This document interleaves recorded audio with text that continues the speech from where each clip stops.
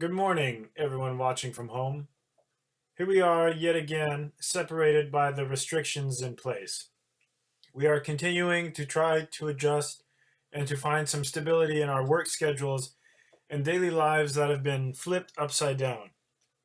And on today of all days, on our cathedral's feast day, we still cannot enter our own church to physically come together to pray. However, despite the frustration and confusion we might be feeling, today we hear messages of hope and encouragement in our gospel passage. And while we are hearing mixed messages from the media about the future of this pandemic, let us instead hear the direct messages in today's gospel passage.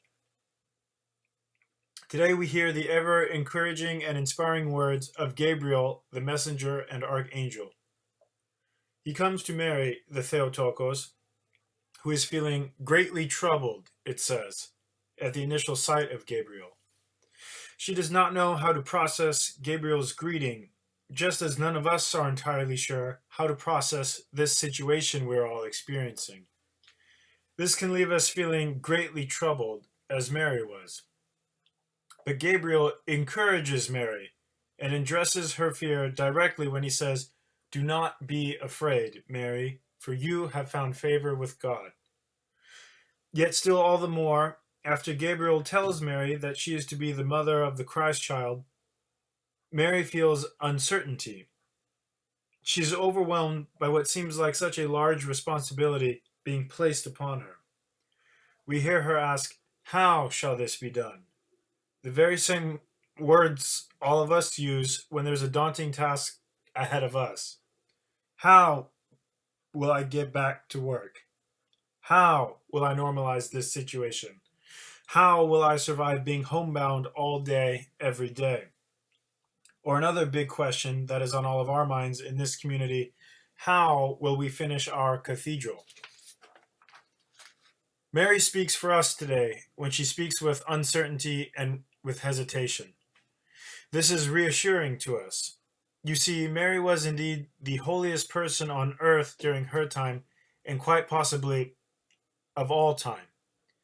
She lived a life so pure and so devoted to God that he selected her out of all other people to bring salvation and to bring Jesus Christ into the world. So for someone as holy as Mary to display signs of uncertainty assures us that it is indeed okay to feel uneasy about something strange going on or about something big we are facing. Then we see that finally, Mary's uncertainty and doubt is erased with one single phrase from Archangel Gabriel. The last sentence Gabriel says to conclude his interaction with Mary is, "For with God, nothing is impossible." For with God, nothing is impossible. Mary immediately responds to this by accepting the great responsibility being placed on her to bear Christ. She answers finally, after all her contemplation, "Behold, I am the handmaid of the Lord. Let it be to me according to your word." In other words, let this responsibility upon me come to fruition just the way God intends it. When we think of our situations this way, it takes a great deal of the stress and burden off of us. When we place trust in God for hope regarding our personal situations, we are not alone in our endeavors. So when we are uncertain, when we are perhaps even intimidated by things going on around us or things happening to us, let us place these challenges and responsibilities in the hands of God through prayer. Let us replace uncertainty with faith that we will be in this church together again. Let us replace doubt with hope that it will be sooner rather than later. And let us replace discouragement with the encouragement from the words of Gabriel, "For with God, nothing is impossible." Furthermore, the Apologetikion of our cathedral, which we chant every Sunday, and which is the one chanted to celebrate our feast day today, is a song of tremendous hope and joy. Let's listen now to the words of our very own Apologetikion, Simeon Tisotirias. They are as follows. Today marks the crowning of our salvation and the revelation of the mystery before all ages. For the Son of God becomes the Son of the Virgin, and Gabriel proclaims the grace. Wherefore we also cry out with him, "Hail, O full of grace, the Lord is with you. So, my friends, may the Lord be with us during these times. May the glum messages from the media be drowned out by the messages of joy and encouragement we hear from Gabriel today.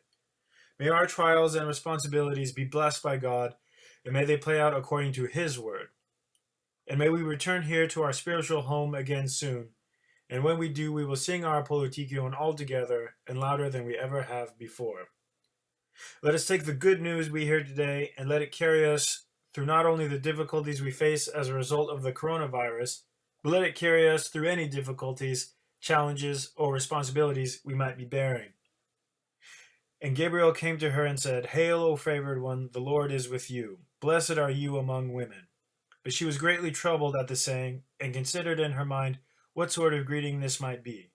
And the angel said to her, Do not be afraid, Mary, for you have found favor with God. Amen.